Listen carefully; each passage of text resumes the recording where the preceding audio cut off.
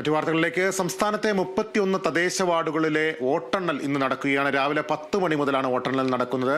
വിവരങ്ങളുമായി ആന്റണി ജിസ് ജോർജ് ചേരുന്നു. ആന്റണി, പാലക്കാട് ജില്ലയിലെ ചാലിശ്ശേരി, തച്ചമ്പാറ, കോന്നി ബ്ലോക്ക് തുടങ്ങിയ എല്ലായിടത്തും ഇത് നിർണായകമായിട്ടുള്ള ഒരു തെരഞ്ഞെടുപ്പ് ഫലമാണ് വരാനിരിക്കുന്നത്. ഈ വോട്ടെണ്ണൽ നടപടിക്രമങ്ങൾ എത്ര മണിക്ക് ആരംഭിക്കും? എന്തൊക്കെയായിരിക്കും നിർണായകമാവുക? തീർച്ചയായിട്ടും ഇന്നലെയാണ് 31 തദ്ദേശ വാർഡുകളിലേക്ക്, സംസ്ഥാനത്തെ 11 ജില്ലകളിലെ 31 തദ്ദേശ വാർഡുകളിലേക്കുള്ള ഉപതെരഞ്ഞെടുപ്പ് നടന്നത്. തിരുവനന്തപുരം, അതുപോലെ തന്നെ കൊല്ലം, പത്തനംതിട്ട, ആലപ്പുഴ, കോട്ടയം, ഇടുക്കി, തൃശ്ശൂർ, പാലക്കാട്, മലപ്പുറം, കോഴിക്കോട്, കണ്ണൂർ ജില്ലകളിലേക്കുള്ള തദ്ദേശ വാർഡുകളിലേക്കായിരുന്നു തെരഞ്ഞെടുപ്പ് നടന്നത്. അതിൽ 4 ബ്ലോക്ക് പഞ്ചായത്ത് വാർഡുകളുണ്ട്, 3 മുനിസിപ്പാലിറ്റികളുണ്ട്, 23 ഗ്രാമപഞ്ചായത്ത് വാർഡുകളും ഉണ്ട് എന്നുള്ളതാണ്. ഈ വാർഡുകളിലേക്കാണ് ഉപതെരഞ്ഞെടുപ്പ് നടന്നത്.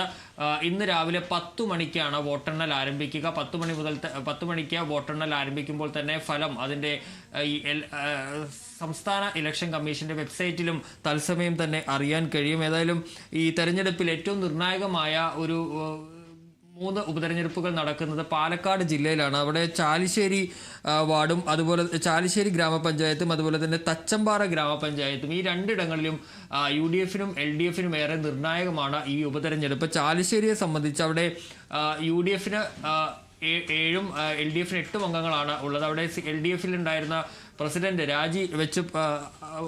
ഈ ഉപതെരഞ്ഞെടുപ്പ് നടക്കുന്ന 7ാം വാർഡിലെ